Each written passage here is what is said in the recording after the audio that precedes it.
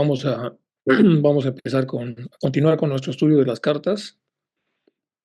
Hay una beatitud y un poder más allá de nosotros mismos que viene en ayuda de aquellos que están preparados para recibirlo.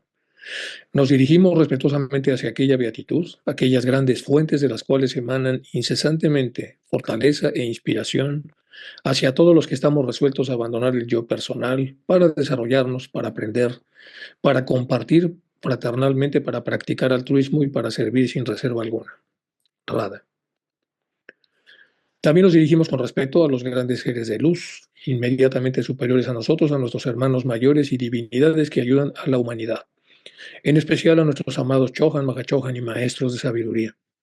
Pedimos su auxilio para comprender lo revelable de lo oculto. Permítanos trazar un puente hacia ustedes que nos bendiga y nos facilite la inspiración apropiada.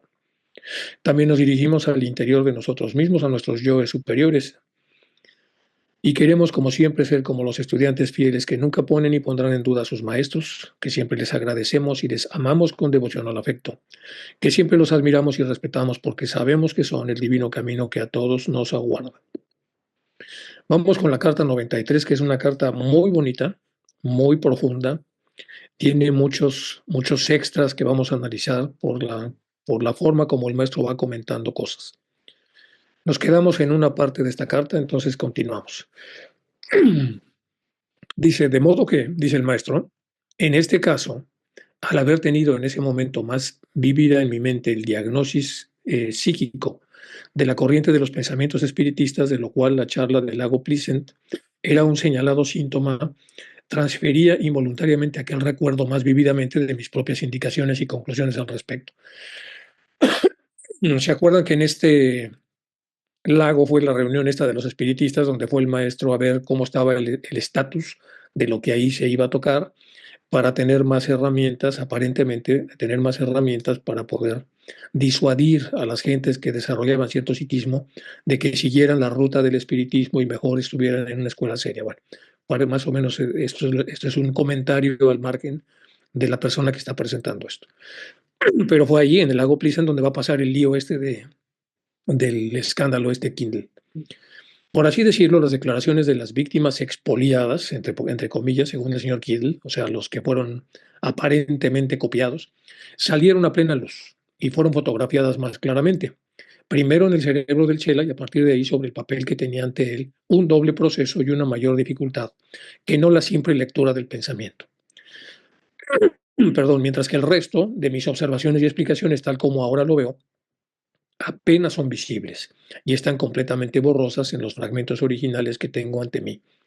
Aquí está explicando el maestro lo que pasó cuando le dictó una carta a su chela después de un fatigoso y largo eh, viaje que hicieron, y dentro de esto el chela no capturó bien la información que el maestro le estaba dando y así la envió para que se precipitara. Y luego Sinet puso esta carta textualmente en el libro, en el primer libro que hizo del mundo oculto, y luego esto fue detectado por el editor del señor Kiddle, quien acusó de plagio al maestro. Bueno, se acuerdan que de todo esto hemos estado hablando. Y dentro de esta secuencia hay un fallo, y el fallo lo reconoce el maestro, y es que estaba muy cansado cuando estaba enviando las ideas al Chela, que a su vez tendría que transmitirlas, y el Chela omitió algunos trazos, algunos fragmentos de lo que el maestro le mandaba, y estos fragmentos estaban basados en lo que el maestro ya había estado leyendo, de lo que ahí se iba a decir y que debía ser corregido, aparentemente. Entonces, al no poner los artículos, pronombres, adverbios, las cosas necesarias para poder aclarar que eso estaba mal o que había que corregirlo, quedaron entonces los trozos de las ideas del señor Kiddle, a quien ni siquiera ubicaba el maestro, y estas ideas las transcribió el Chela sobre el papel que recibió Sinet, y Sinet lo pasó textualmente al libro El Mundo Oculto, y entonces fue que, etcétera. Bueno, todo ese tema que ya sabemos, aquí lo estamos recalentando para analizarlo. Ponga en las manos de un sujeto mesmerizado, dice una hoja de papel en blanco. Fíjense lo que dice aquí el maestro. Ponga en las manos de un sujeto mesmerizado una hoja de papel en blanco. Dígale que contiene cierto capítulo de algún libro que usted ha leído. Fíjense bien lo que está diciendo el maestro. Ponemos una hoja de papel blanco en una persona que ha sido previamente mesmerizada, es decir, está hipnotizada, pero en el sentido más profundo. Y, y como está mesmerizado, en esa hoja blanca le decimos a la persona que ahí hay un capítulo, o sea, no, que no está en blanco, sino que realmente hay un capítulo de algún libro que usted ha leído. Concentre sus pensamientos sobre las palabras de ese capítulo que usted leyó y observe cómo su lectura reflejará más o menos vívidamente sus propios recuerdos sucesivos del lenguaje de su autor. Voy a tratar de explicarlo según lo entiendo. Aquí está explicando el maestro lo que es la profundidad del mesmerismo. Dice el maestro, esta persona fue hipnotizada en el formato de mesmerización. Entonces se pone una hoja en blanco, totalmente en blanco, y le dice a la persona que está mesmerizada que no está en blanco, que tiene eh, cierto capítulo de un libro que usted ha leído, pero el hipnotizado no. Concentre sus pensamientos de usted en las palabras que dice aquel capítulo que usted leyó y observe cómo su lectura reflejará más o menos vívidamente sus propios recuerdos sucesivos del lenguaje de su autor. Es decir, el mesmerizado empieza a leer ese capítulo como si lo hubiera leído y observe cómo esa lectura reflejará más o menos vívidamente sus propios recuerdos sucesivos del lenguaje de su autor, a no ser que él mismo haya leído el capítulo, es decir, el mesmerizado, pues solo lo toma de la memoria de usted, al no tener nada él en su propia memoria. Lo mismo sucede por lo que respecta a la precipitación por el chela del pensamiento transferido, o mejor dicho, al papel. Si la imagen mental recibida es débil, la reproducción visible de la misma también será débil. El chela no sabía nada de lo que el maestro estaba transmitiendo y el maestro, que estaba muy cansado, tuvo una señal débil hacia el chela y el chela omitió grandes trozos de lo que el maestro le decía. Con eso envió el mensaje para que se precipitara en aquella hoja que puso CINET y después de ponerla, pues fue publicada y bueno, todo el lío este. Sin embargo, aquí hay una cosa muy interesante. El hecho de que un mesmerizador pueda de alguna manera poner una serie de órdenes y cosas en el mesmerizado, que está subordinado o que está enajenado, es decir, se considera detentador el que está mesmerizando y se considera detentado o alienado o enajenado el que está recibiendo la información como si fuera suya. Bueno, y lo será menos según la cantidad de atención que preste. Él podrá ser utilizado por su maestro como una especie de máquina psíquica, maestro entre comillas, de imprimir. Lo está utilizando como una máquina psíquica de imprimir, una impresora, diríamos, en las épocas actuales, para reproducir litografías, impresiones, psicografías de lo que el operador tuviese en mente. Con solo mandar esa imagen a esa hoja en blanco, la recibiría el chela, la transmitiría al papel y en este caso el papel representa de alguna manera la mente de la persona, obviamente no es papel, alegóricamente la mente, y entonces es así como se da ese pensamiento. Y pudiera ser que la persona al tener ese pensamiento piense que el pensamiento es suyo, pero no es suyo, es un pensamiento que ha sido de alguna manera enviado. Con solo que se tratara de una persona con un verdadero temperamento mediumnístico. Su sistema nervioso del receptor, la máquina, su aura nerviosa, el fluido impresor, que sería aquí como las tintas de la impresora, los colores obtenidos de esa inagotable reserva de pigmentos, ¿de dónde viene? Como todo lo demás, viene de la casa. En la casa está todo, está la fábrica de cosas que van a permitir tantos efectos, tanto en el plano físico como en los planos sutiles. Esto que dice el maestro es muy importante y muy revelador, por lo menos para mí. Pero el medium y el chela son diametralmente distintos. Es decir, los dos receptores de esto son personas con diferentes niveles de desarrollo. Y este último, el chela, actúa conscientemente, excepto en circunstancias excepcionales durante el desarrollo, de lo cual no se va a tratar necesariamente aquí, dice el maestro. El maestro acaba de explicar entonces por qué y cómo se produjo el error y acaba de explicar el error del chela y acaba de explicar el error de Sinet, que no pasó a los maestros la obra antes de que la obra se imprimiese, con lo cual salieron un montón de detalles, se aceleró con la publicación de la obra y luego pues ya todo el lío que todos conocemos de la acusación de plagio. Vamos a analizar entonces esta conversación y estoy poniendo aquí una señal, dice atención. Aquí hice una conversión en formato de indagación, en formato de pregunta para poder entender lo que vamos a explicar de este lado.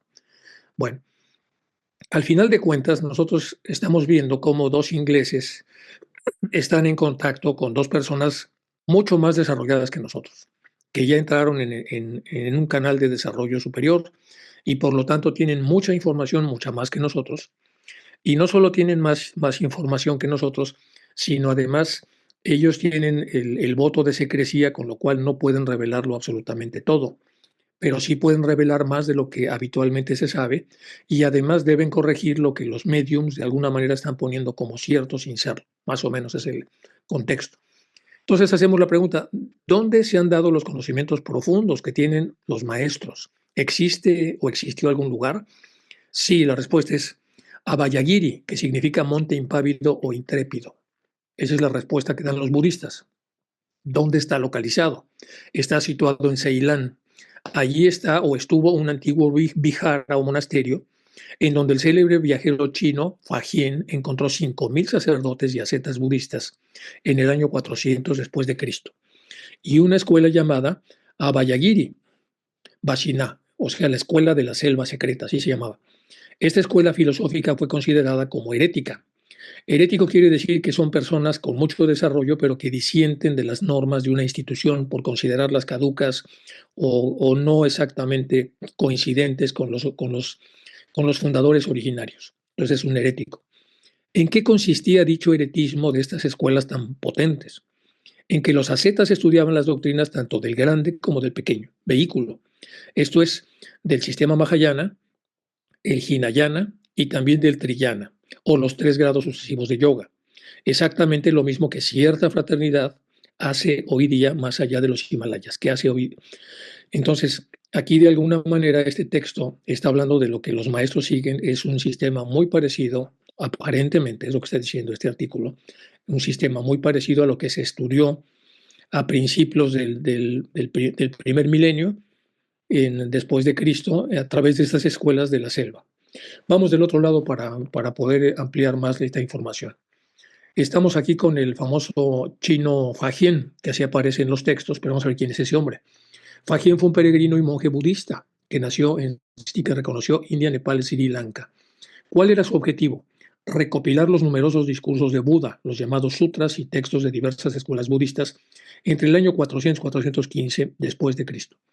Su viaje está relatado en un texto en español que se traduce como Wo Hi, expediente de los reinos budistas conducidos por el monje chino Fa Xiang, que es en sus recorridos por la India, en busca de los libros de la disciplina budista. El libro de este hombre es muy valioso para la historia de la India antigua y del budismo, porque da cuenta de un budismo floreciente subdividido en ramas que tenían la peculiaridad de que todas las ramas del budismo coexistían en armonía, no así con otras religiones. Bueno, otro de los detalles que aparecen aquí es el Abayagiri Buddhist Monasterio. Bueno, hoy, el día de hoy, estas palabras que eran el famoso monasterio, la escuela de la selva secreta, existe ya un monasterio en California que se llama así, Abayagiri Buddhist Monastery, que está en el 16201 de Tomkey Road, en un valle de ahí de California que se llama Redwood.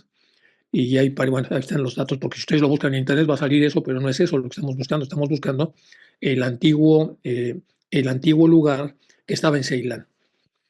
Y más abajo, ahora vamos con el famoso, lo que se estudiaba ahí, tanto el grande y el pequeño vehículo. Bueno, las palabras en Mahayana e Hinayana podemos encontrar las palabras común que es yana, que ha sido interpretada por lo general como vehículo o un medio de transportación. Y Maha quiere decir grande, o Hina, que quiere decir pequeño.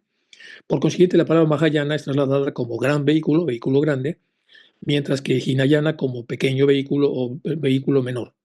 Un budista Mahayana, vamos ahora a las diferencias más al detalle. Un budista Mahayana es testigo de los sufrimientos de todos los seres sensibles o sencientes, incluyendo él mismo, y es muy deseoso de ayudar a ellos. Por lo tanto, basa todas sus acciones en el beneficio de todos los seres sensibles y procura ayudar a los demás y a liberarse de sus aflicciones y angustias. Un budista Hinayana ve la imperfección de este mundo mundano y sus propios sufrimientos en él, pero no lo ve en los demás. Entonces, por lo tanto, se dedica a hacer un trabajo más interno. Por eso solo busca su propia liberación. Y luego el Triyana son los 3 grados sucesivos de yoga. Bueno, con eso estamos tratando de ver entonces lo que va a suceder. Todo está en el contexto de la famosa precipitación esta.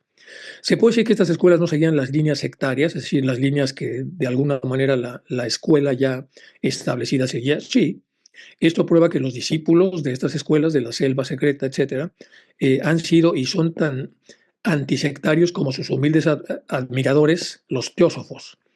Bueno, los Katyayana, que son estos los antisectarios, los vamos a hablar ahora con más detalle en la parte amarilla que está del otro lado. ¿Se puede considerar esta como una de las más importantes escuelas, esta que hubo ahí en el siglo IV después de Cristo? Sí, fue la más mística escuela famosa por el número de arats que produjo. Los miembros de la fraternidad de los Abhayagiri se titulaban a sí mismos discípulos de Katyayana, el chela favorito de Gautama Buda. ¿En dónde están ahora? A causa de la intolerancia y fanática persecución que sufrieron cuando estaban en Ceilán, abandonaron Ceilán y pasaron más allá de los Himalayas, donde han permanecido desde entonces. Entonces, al final de cuentas, aquí hay mucha información interesante. Vamos ahora con la parte de arriba, que está de los elementos de los Yoga Sutras, para tratar de entender este esquema. Espérenme un segundito, déjenme mover esto para poder leer bien. El sendero hacia el Raja Yoga, los 8 elementos de los Yoga Sutras, que me imagino que ya todos lo saben, llaman, son los límites, la disciplina, la posición, el control de la respiración, el retiro de los sentidos, la retención, la meditación concentrada y luego la liberación, cada uno con los nombres que todos conocemos. Pero ahora vamos al Katyayana, que es uno de los discípulos principales de Buda Sakyamuni. Esto ya es de toda la literatura teosófica. En la literatura budista aparece como el favorito, aquí aparece como uno de los principales, que escribió una sección de la Abhidharma. Nos vamos a leer de la Abhidharma.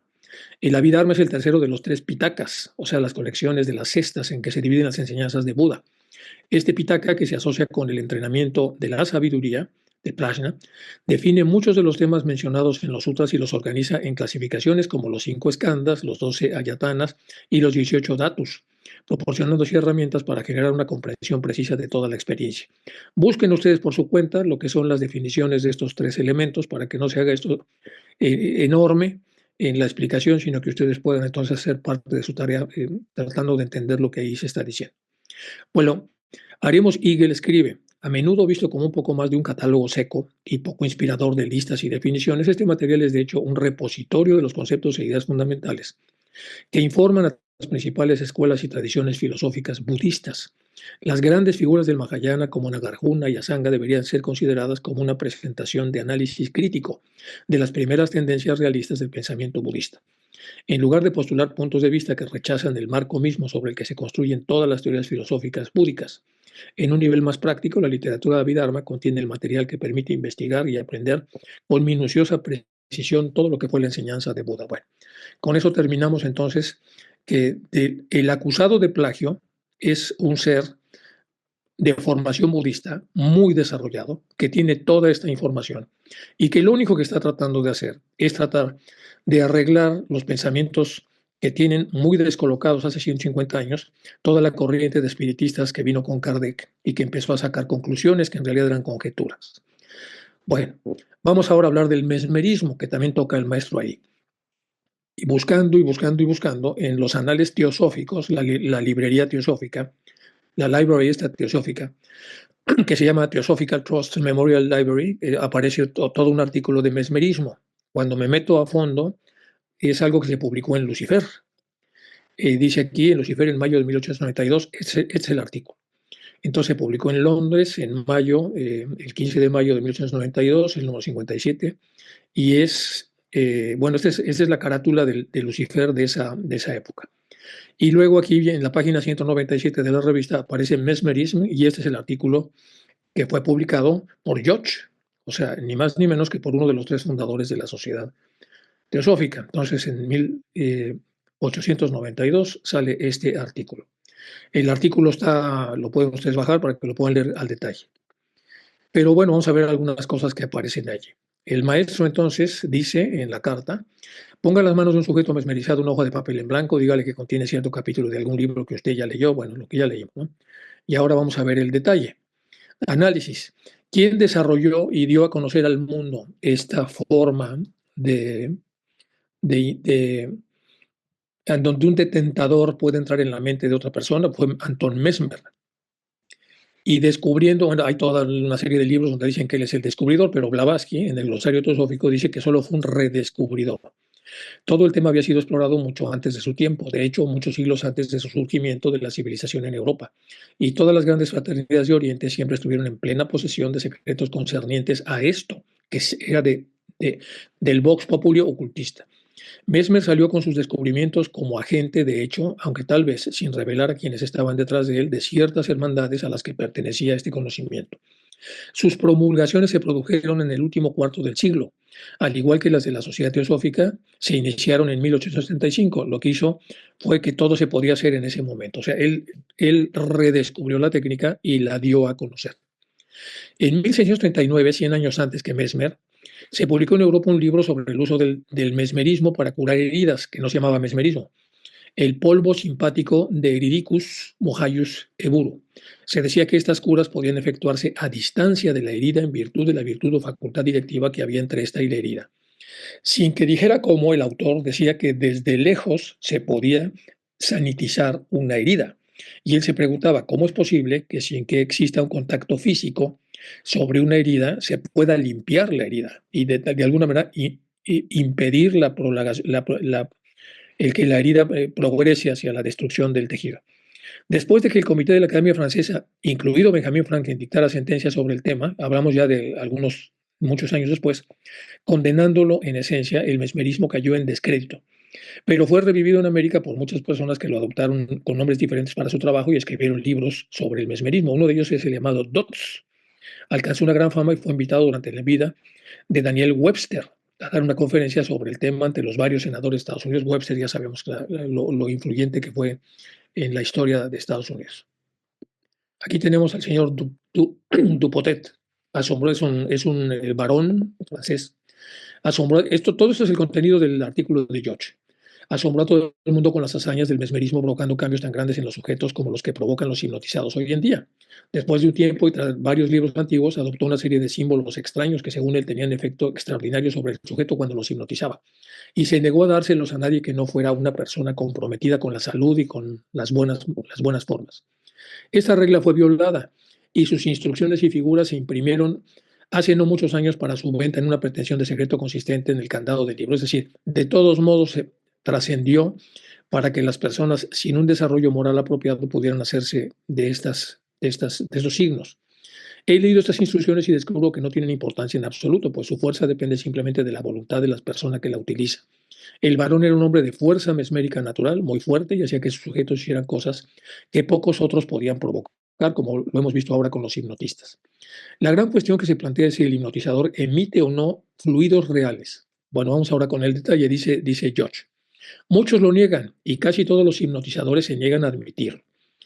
H.P. Blavatsky declara que sí existe este fluido y quienes pueden ver en el plano al que pertenece este fluido afirman que por supuesto que existe, que sale del mesmerizador y penetra en el mesmerizado como una forma de materia sutil, no perceptible y visible en el plano físico.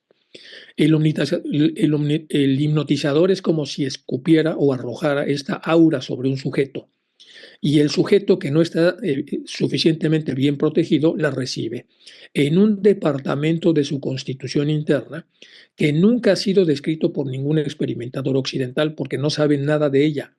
Es decir, el hipnotizador que escupe o saca esta energía que tiene masa y que penetra a una aura que no está suficientemente sólida para evitar el contagio, llega a un departamento que nadie en Occidente sabe que existe, pero que los orientales saben que existe. Y despierta hace un caos. Lo que hace es hace divisiones internas, no físicas, de la persona en donde se está operando esto. Provoca un cambio de relación entre las diversas y numerosas envolturas que rodean al hombre interior. Un cambio se empiezan a relacionar de manera caótica. Y esto hace posible diferentes grados de inteligencia, clarividencia y similares, porque se mezclan cosas, pues entiendo yo, aunque no se dice aquí, o de vidas pasadas o de influencias astrales de cualquier tipo. Pero ese caos hace que el hombre actual, el hombre encarnado, el hombre con su memoria física, empiece a tener ahí un caos con todo lo que son sus archivos internos. No tiene influencia ninguna sobre el yo superior, al que es imposible llegar, dice, por estos medios. Se entiende entonces que los que le dictan esto a George le están diciendo que sí se puede llegar al yo superior, pero no a través de esto. El yo superior está protegido. Muchas personas se engañan al suponer que el yo superior es el que responde o que algún espíritu o lo que sea está presente. Es solo una de las muchas personas internas, por así decirlo, la que está hablando. Y personas internas, entiendo yo que se refiere a pasadas encarnaciones con los restos o residuos que están ahí en la parte reminiscente, que sabemos que existe no como un departamento, pero sí como una energía que está ahí, la que está hablando, o más bien haciendo lo que los órganos del habla realicen su función.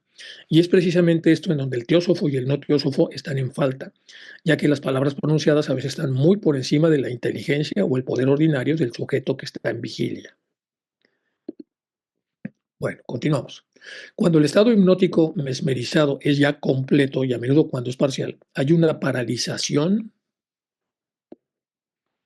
inmediata del poder del cuerpo para emitir sus propias impresiones y de este modo modificar las concepciones del ser interior. Aquí sí tenemos algo en donde las neurociencias sí hablan del proceso corrector, y eso se usa mucho en los temas de percepción. Cuando una persona da una conferencia y empieza a ver de reojo o hacia el lado derecho e izquierdo los platos y los ve como ovalados, hay una corrección en el cerebro y el cerebro le dice, bueno, los ves ovalados, pero no son ovalados, los platos son redondos. Este es un efecto de la percepción. Esta es la parte correctora. Bueno, pues aquí lo que sucede es que con el hipnotizado ya no tiene la cualidad de hacer esta corrección. En la vida ordinaria de vigilia, cada uno sin poder desenredarse está sujeto a las impresiones del mesmerizador y de los recuerdos, los cuales continúan incidiendo en el gran registro del cerebro hasta que la impresión que queda de las células que hacen esto se agota por completo. Y ese agotamiento lleva mucho tiempo. Además, como las vamos añadiendo continuamente, el periodo de desaparición de la impresión se pospone indefinidamente. Esto a través, sabemos hoy, de las órdenes del mesmerizador, que una vez agotadas la posibilidad de corrección de estas células, él da la orden de que las células recuerden las cosas, pero de una manera diferente. De este modo, la persona interior no es capaz de hacerse sentir a través de su propio sentido común, pero el sujeto puede adecuar estas impresiones corporales, son neutralizadas por el mesmerismo por el momento. Y de inmediato se produce otro efecto, que es equivalente a separar al general de su ejército. Aquí está hablando entonces del que manda en el interior de un ser humano, lo separan del ejército y meten a otro. Y lo obligan ese otro general a tener otros medios de expresión. Hemos llegado ahora, hay que tener en cuenta que es un documento de hace más de 100 años. Y es un documento pues muy interesante. Está ahí en Lucifer como tantos documentos que hay ahí perdidos, no perdidos, pero poco explorados, que tienen una sabiduría impresionante. Hemos llegado ahora a otra parte de la naturaleza del hombre, que es un terreno desconocido por el mundo occidental y sus científicos. Por medio del mesmerismo se ponen a trabajar otros órganos desconectados del cuerpo. Y aquí viene otro tema. Por medio del mesmerismo se ponen a trabajar órganos que normalmente están desconectados del cuerpo, pero que en estado normal funcionan con y a través de este. Estos órganos no son admitidos por el mundo, pero existen, son tan reales como el cuerpo. De hecho, algunos que saben dicen que son mucho más reales y menos sujetos a descomposición que los órganos que conocemos del cuerpo, porque permanecen casi inalterados desde el nacimiento hasta la muerte. Estos órganos que son invisibles para el mundo físico tienen sus propias corrientes, circulación y, por así decirlo, sus métodos de recibir y almacenar impresiones. En algunas meditaciones profundas que se hacen sobre la limpieza de canales de los nadis, se hace referencia, aunque no directa, a que estos canales están irrigando no nada más a los órganos que nosotros conocemos, sino a los órganos en la totalidad que existen en el interior de un cuerpo. Son los que en un segundo captan y retienen el más leve rastro de cualquier objeto o palabra que llega ante el hombre despierto.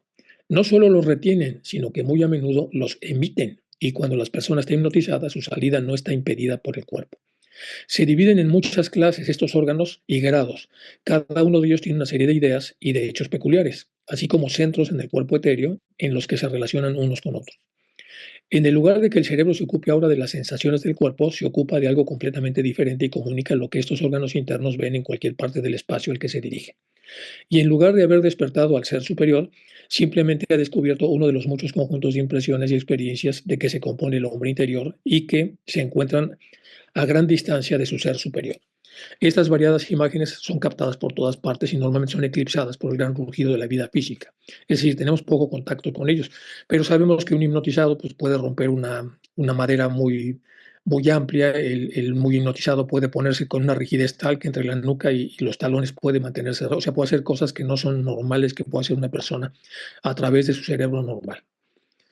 Y esta es la última, me parece, porque les voy a dejar a ustedes que lean el artículo, que es muy largo, ya tienen ustedes la cita ahí, que es de Lucifer, pero estamos tratando de entender qué es lo que está hablando el maestro por la mesmerización, para ver con cierto detalle de lo revelable que existe ya también en los anales teosóficos con esta nota de George. Por lo general se muestran solo por vislumbres cuando tenemos ideas o recuerdos repentinos en sueños, cuando nuestro dormir puede estar lleno de fantasías para las que no podamos encontrar una base de vida diaria. Sin embargo, la base de estas cosas existe y siempre es una u otra de millones de pequeñas impresiones al día que pasan desapercibidas.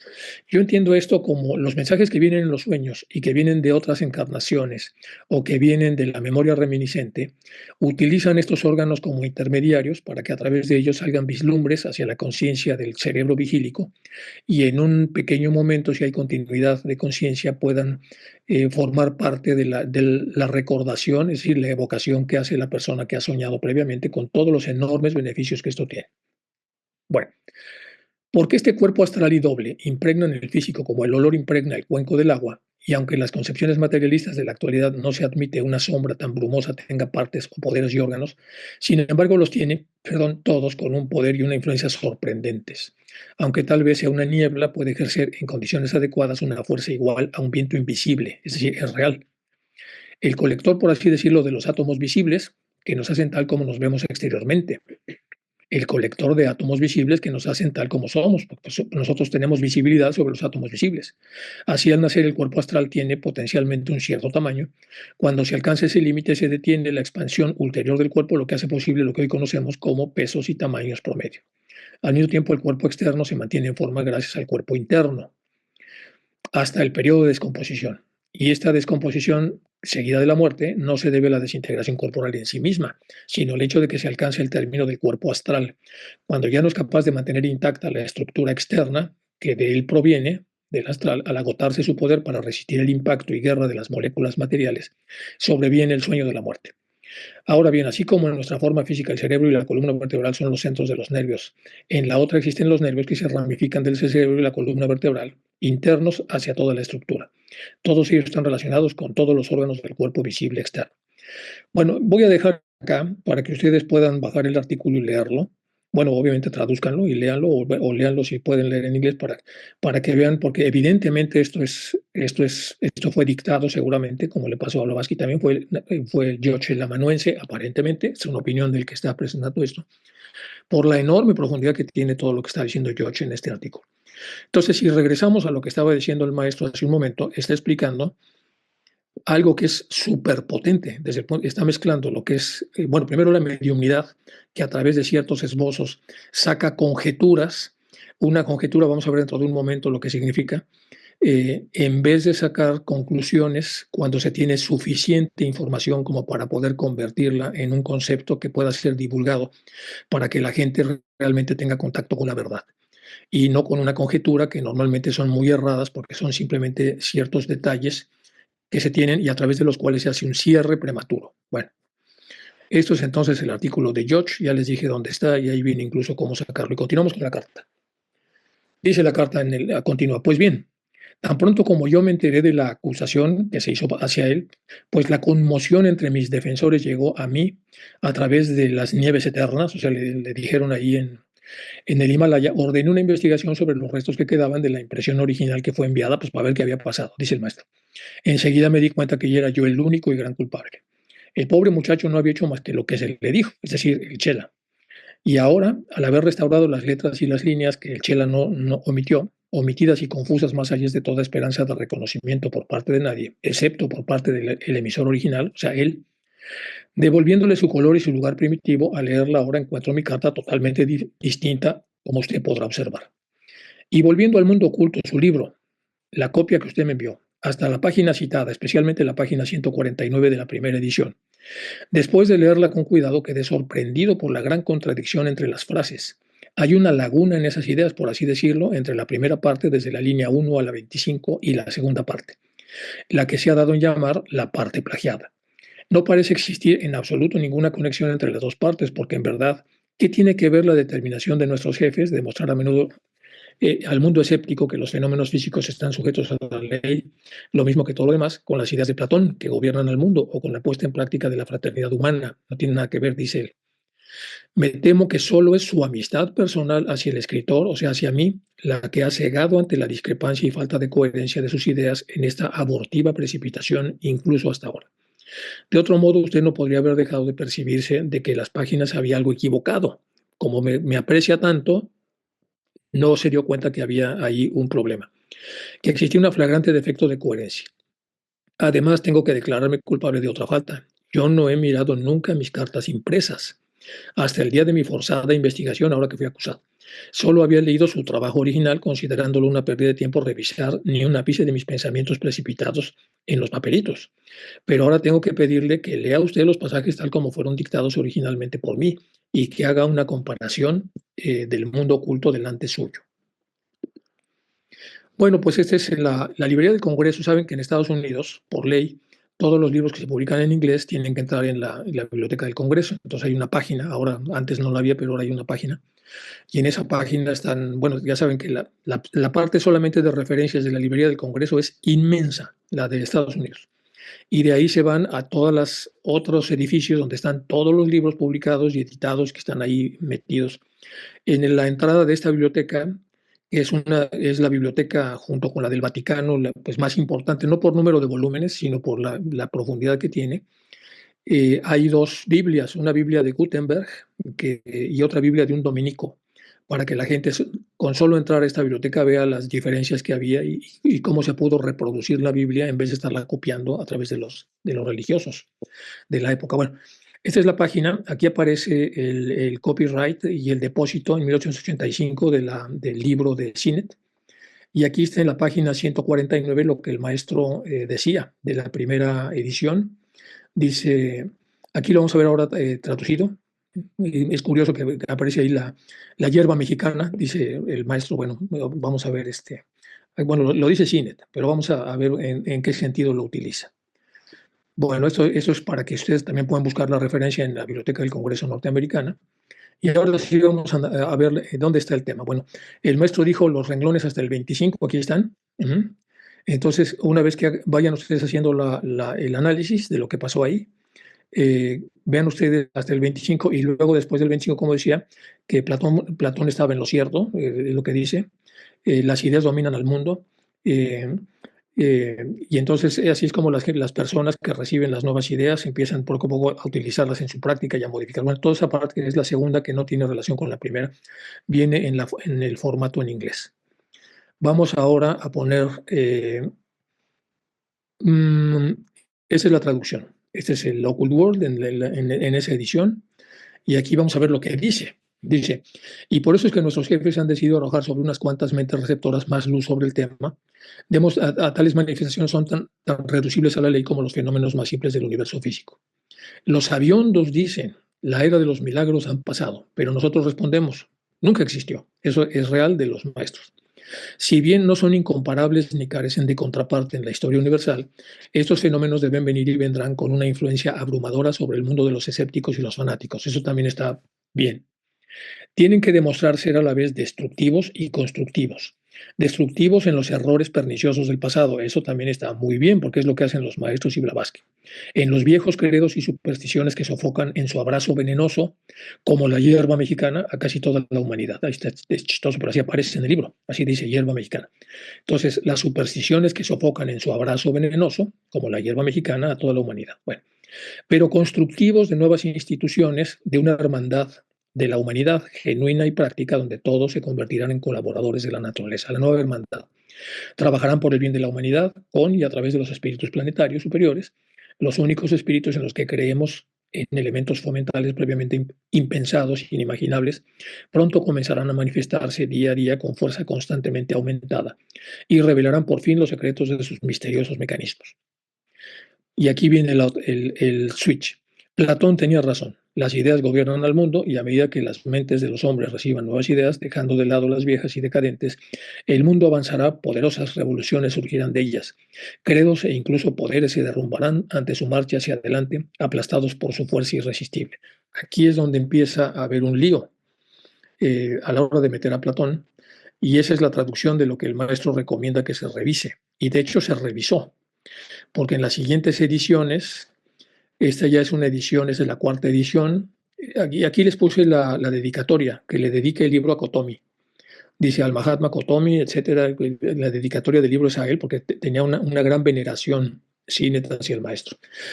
Y en esa siguiente edición, aquí aparece en la parte de abajo, dice, I need only add a few words to apologize to Mr. Kittle. Dice, necesito ahora, a través de unas pocas palabras, disculparme con el señor Kittle for my incidental, por mi torpeza original de comunicación en esto que hice yo en la India y que bueno, que se originó que apareciera una crítica en Light en la revista y que etcétera, donde viene toda la acusación de plagio. Bueno, aquí viene, eso está en la 149, pero del apéndice de la cuarta edición.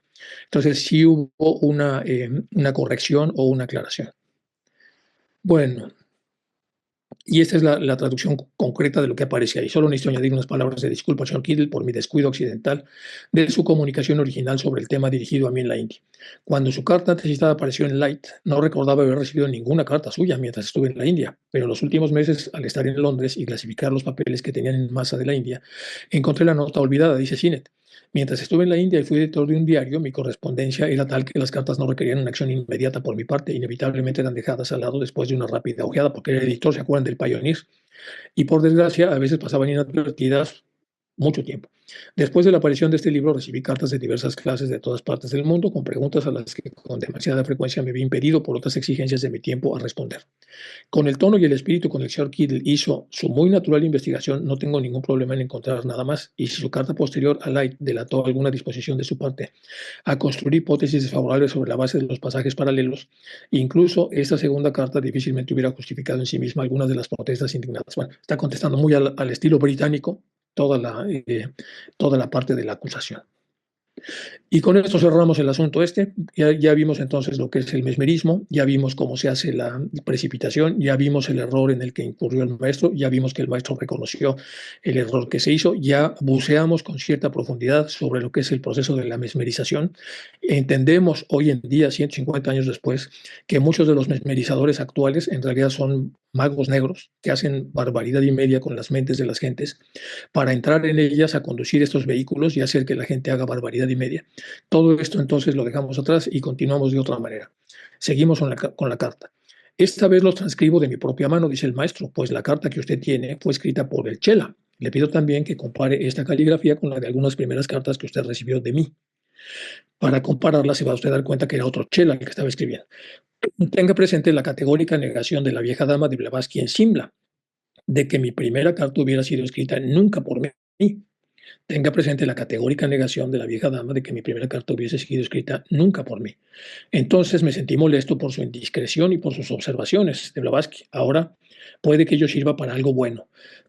Hay en modo alguno, como todos los dioses, sobre todo si usted recuerda desde los días felices de las impresiones y precipitaciones, KH ha nacido una nueva luz más elevada y ni siquiera es esa, en absoluto, la más deslumbrante que puede alcanzarse en esta tierra. Bueno, en verdad, la luz de la omnisciencia y la presencia infalible en esta tierra, la que brilla únicamente para el Chohan más elevado, todavía está muy alejada de mí. Es decir, yo no soy el non plus ultra, yo no soy la creme de la creme, arriba de mí hay mentes más desarrolladas.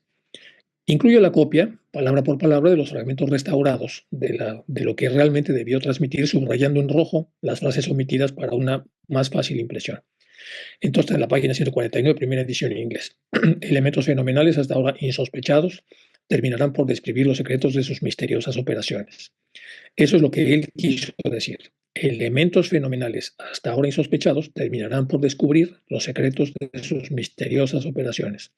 Platón tenía razón al readmitir todo elemento de especulación que Sócrates había descartado. Y esa es la liga que hizo, que hubiera hecho posible la vinculación de la parte de arriba, que tiene una serie de aseveraciones muy buenas, con la parte de abajo.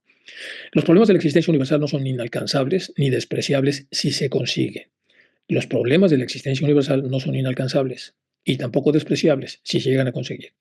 Pero estos problemas solo pueden resolverse si se determinan aquellos elementos que asoman ahora en el horizonte del profano. Ni siquiera los espiritistas, con sus ideas y conceptos erróneos, grotescamente falseados, son vagamente conscientes de la nueva situación.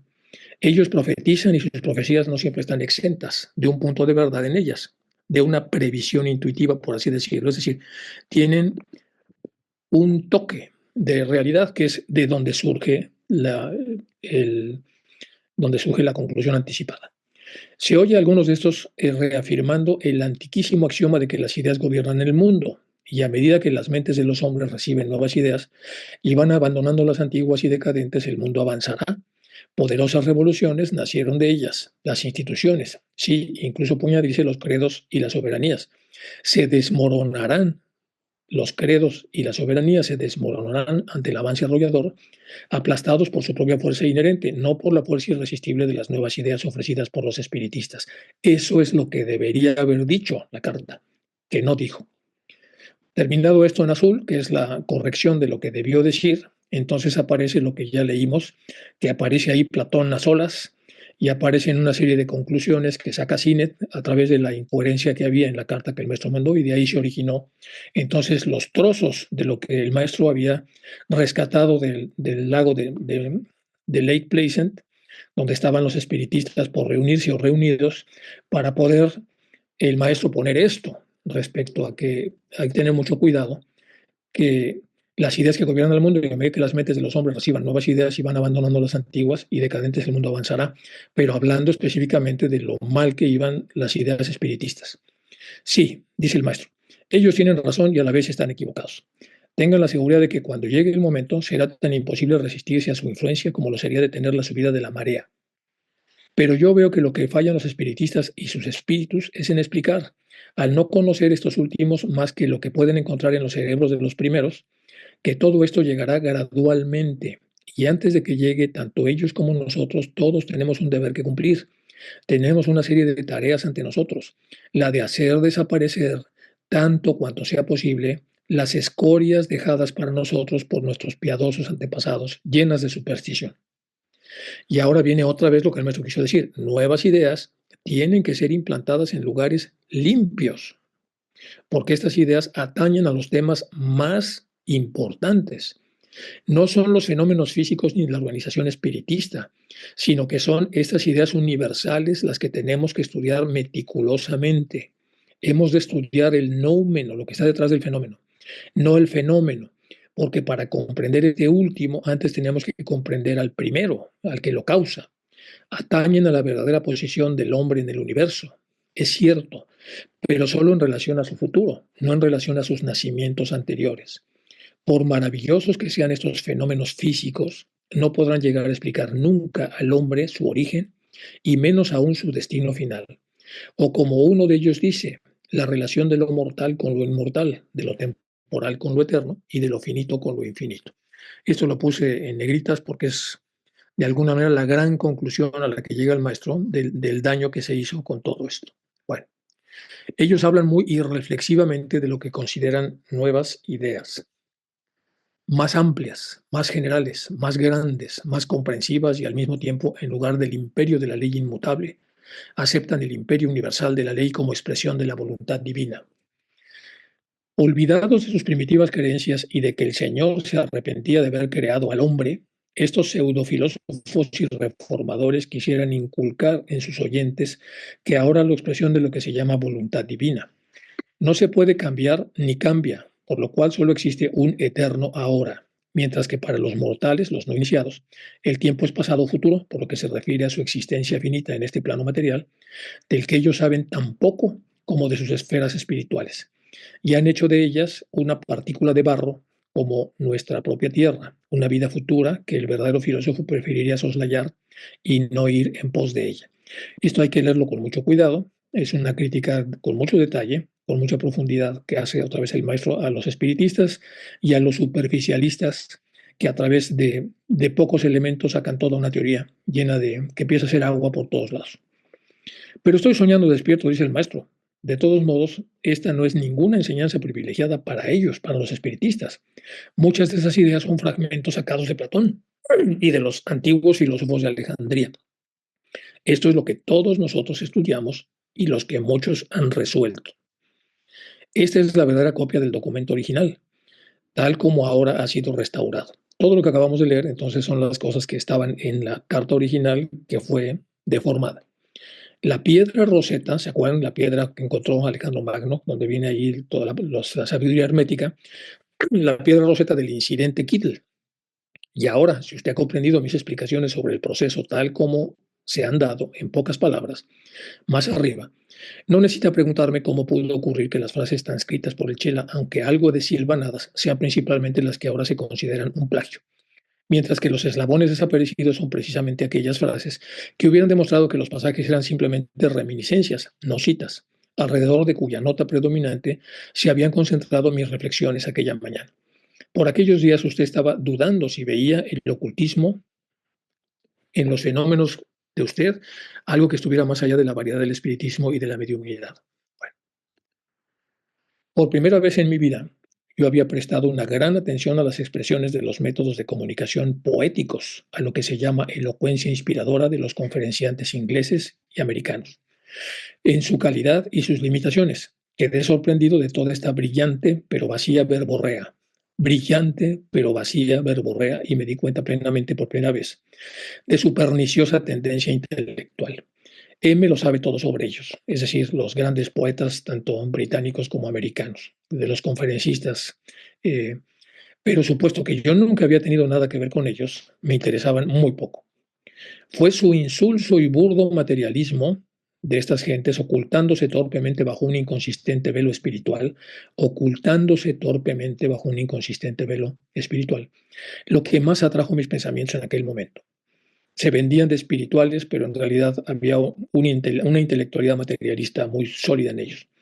Mientras dictaba las frases citadas, una pequeña parte de todo lo que yo estaba meditando durante unos días respecto a esto, fueron esas ideas que se pusieron más de relieve, dejando que desaparecieran en la precipitación mis propias anotaciones entre paréntesis. Es decir, él estaba afectado porque había buceado un poco en toda la elocuencia inspiradora de conferencistas eh, poéticos ingleses y americanos. Otra vez en negrita, si hubiera revisado el negativo, impresionado, hubiera hallado un arma más invalidada en manos del enemigo. Hubiera habido un arma más invalidada en manos del enemigo. Al haber descuidado este deber, mi karma originó lo que los médiums del futuro y el banner puede que llamen el triunfo de Kittle.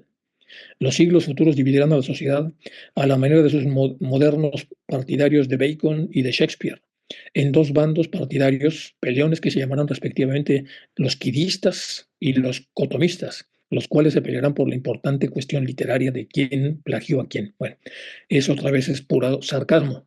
Respecto a que esto que era totalmente irrelevante, al final ha llenado y llenado páginas y páginas del interés de los seres humanos interesados en los fenómenos psíquicos.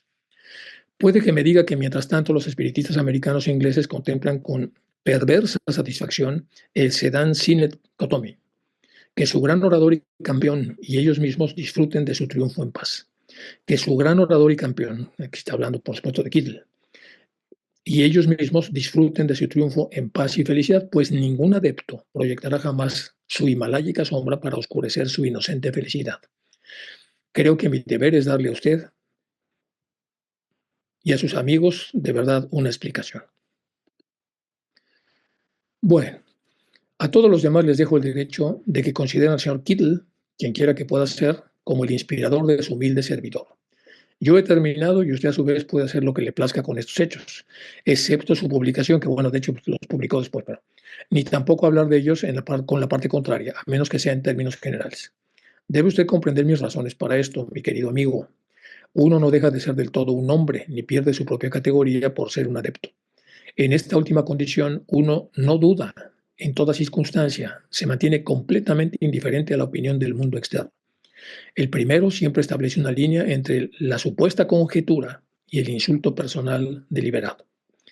Vamos a ver de este lado lo que el maestro está entonces diciendo, que la indiferencia es una herramienta muy importante para no vincularse, no hacer ninguna vinculación con estas cosas. La indiferencia es el sentimiento de permanecer inmóvil, tanto en movimiento como en sentimiento ante alguna situación, idea o persona. La indiferencia consciente hace sabios, mientras la insensibilidad hace monstruos. Esto es de Diderot. La indiferencia favorece el desapego. El desapego es un estado en el que la persona supera el apego emocional o su deseo por las cosas, personas o las preocupaciones mundanas y por lo tanto alcanza una perspectiva más elevada. La conjetura, que es el otro tema, es un juicio que se forma de algo por indicios u observaciones, que es lo que hacen los espiritistas. Y luego más adelante habla de Babú. Dice, en realidad no puedo esperarse que yo me aproveche de la primera condición para ser siempre considerado un problemático adepto de los faldones de los dos supuestos humoristas, porque pensé Juan que sí lo habían acusado, que eran los humoristas himalayicos. Como hombre, tuve últimamente demasiada experiencia de insultos parecidos a los de arriba mencionados por parte de los señores Stanton Moses y Massey, para proporcionarles ahora ninguna otra oportunidad para dudar de la palabra de KH o para ver en él, o sea, a mí, a un vulgar babú acusado de culpable. Y de este lado pongo lo que es babú. Babú se consideraba en la India antigua como un indio, especialmente de la zona de Bengala, educado a la manera inglesa. O sea, es uno como británico sin ser británico, es un indio que fue educado entonces, que no vean en él a un vulgar babú, era la opción más importante. Nos falta un poco para terminar esta carta. Ya no lo voy a parar acá para poder ver después, a ver si faltan aquí algunos detalles que quiero checar. Todo esto es de la misma carta hasta que, bueno, viene el repaso del ángel solar. Vamos a hacer un pequeño repaso también de esta carta. De esta carta surgieron un montón de cosas. Voy a dejar de compartir para pasar entonces a la zona de preguntas, comentarios, cosas que puedan añadir valor y ayudarnos a comprender mejor el sentido de esta carta, que esta en especial me ha gustado mucho. Me ha gustado mucho analizarla para poder entender lo que el maestro está tratando de corregir del contenido que hay en ella. Bueno, José, En primer lugar, gracias por la forma en que tú has investigado para encontrar más explicaciones y entender mejor todo lo que sucedió durante este periodo de la historia de los hombres y algunos seres avanzados. Y creo que esa pureza, en un párrafo hacía referencia que pudiera entrar estas mejores ideas, es la labor que está haciendo la sociedad teosófica para que haya más seres humanos que entiendan, aprendan y sepan actuar mejor ante las cosas que se nos presentan a diario, que a veces pensamos que son como desgracias o asuntos que nos duelen y no es más que una experiencia para aprender errores o cosas que en un pasado cometimos erróneamente. Muchas gracias nuevamente, porque esto es casi un apéndice de del curso del mal. Por lo menos yo lo vi así, por la cantidad de cosas que pudiera estar relacionada también con la parte de ese discurso del mal. Muchas gracias nuevamente. gracias a ti, José, que siempre estás ahí. Gracias gracias a todos. A mí me ayudan a estudiar y sí necesito que me corrijan porque yo lo veo desde una perspectiva y luego todas las observaciones que hacen, que me mandan y me escriben, me ayudan a ubicarme mejor y a transmitir mejor lo que voy más o menos leyendo. Pero lo que dice el maestro sobre la precipitación y sobre la mesmerización y lo que viene en ese artículo para mí es increíble cómo se hace, y de hecho no es la máxima profundidad que explica esto, pero es una mayor profundidad de lo que normalmente está escrito. Y una conclusión es que lo que está en Lucifer y en el Theosophist en los años de 1890 perdón, 1890 a 1910, hay unas joyas de artículos ahí impresionantes que en algún momento dado deberíamos tratar de revisar porque hay unas cosas ahí tremendas. Entendidos que muchos de los que ahí escribían eran amanuenses de maestros que estaban dando al mundo estaban incrementando el acervo verídico para tratar de que todos saquemos nuestras conclusiones en función de las cosas que ellos ven y que comparten con nosotros. Pero pues muchas gracias, José. Hola, doctor. Muy buenas tardes. Buenas tardes a todos mis compañeros. Hola. Tengo tres preguntas. La Hijo. primera pregunta es, ¿por qué nosotros como seres humanos se nos ha olvidado respirar? Y al no respirar, pues obviamente no ingresamos ese oxígeno que necesitamos a nuestras células y a nivel energético, a través de los chakras, impide ahora sí que el hecho de que nos enfermemos. Esa es la primera pregunta. La Bueno, segunda pregunta es la siguiente. En el caso de estos hipnotizadores famosos como John Milton o Copperfield, ¿ellos son magos blancos o magos negros? Y ver, la tercera pregunta es, en el caso de esas hipnosis que hacen lo que le llaman hipnosis conductuales o hipnosis se me fue la palabra, porque yo me hice una hace años.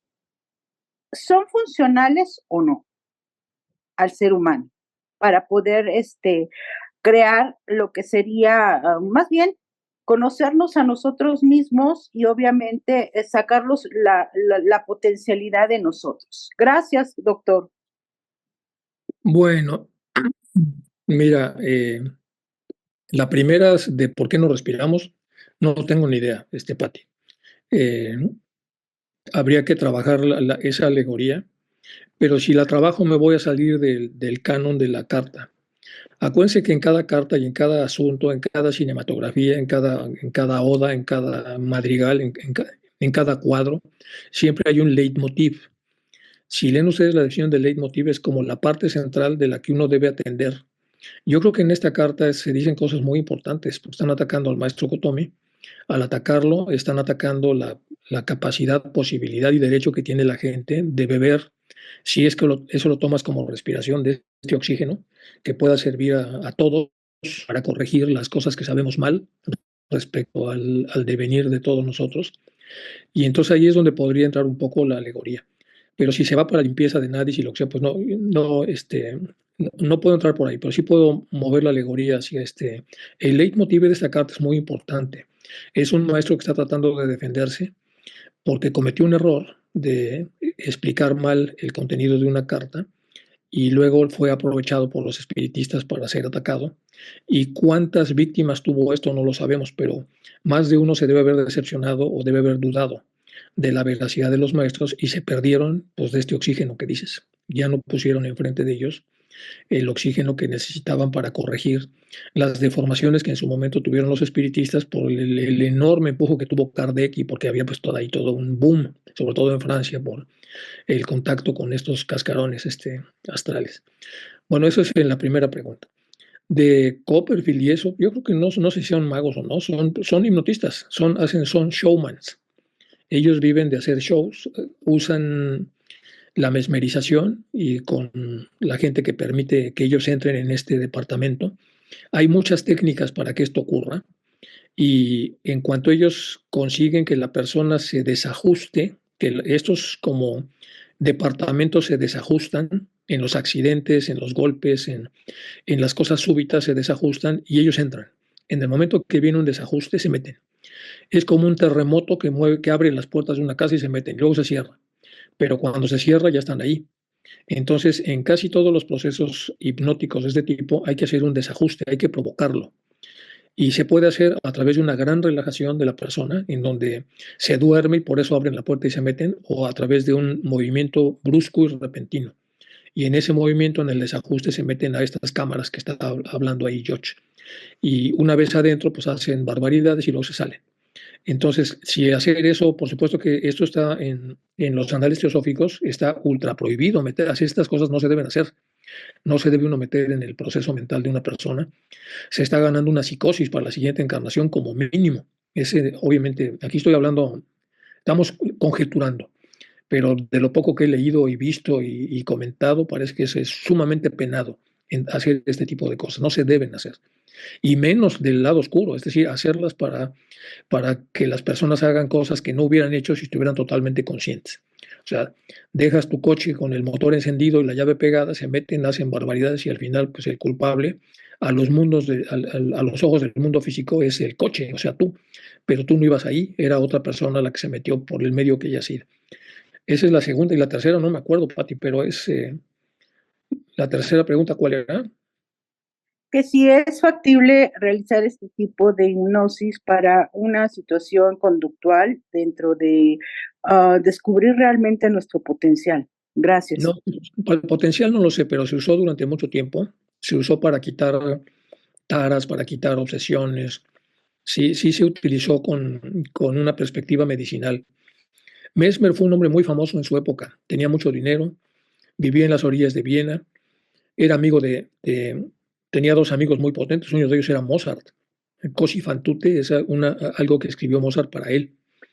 Y, y bueno, es envidiable ver con quienes tomaban café en esa época, estas mentes, y era muy amigo de Isaac Newton, por eso Newton, que es otra personalidad muy sobresaliente, influyó a Mesmer para que le pusiera esto magnetismo, porque ya saben que Newton era muy desarrollado en todos estos temas, y le puso magnetismo animal, a diferencia del magnetismo divino o el otro tipo de magnetismo que se considera o se estaba recién conociendo por Newton en el universo.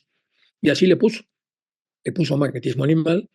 Luego quedó en las anales de la psiquiatría como pues, mera hipnosis y al final luego hubo una reverberación otra vez de este término y lo malo es que se usa con fines inapropiados para dominar a la gente y hacerla, y ahí es donde la mezclan con algunas otras cosas oscuras para parasitarlas de las personas que sin darse cuenta son susceptibles a ser invadidas por estas personas que tienen mucha práctica y al final terminan haciendo cosas que no hubieran hecho en sus cinco sentidos normales.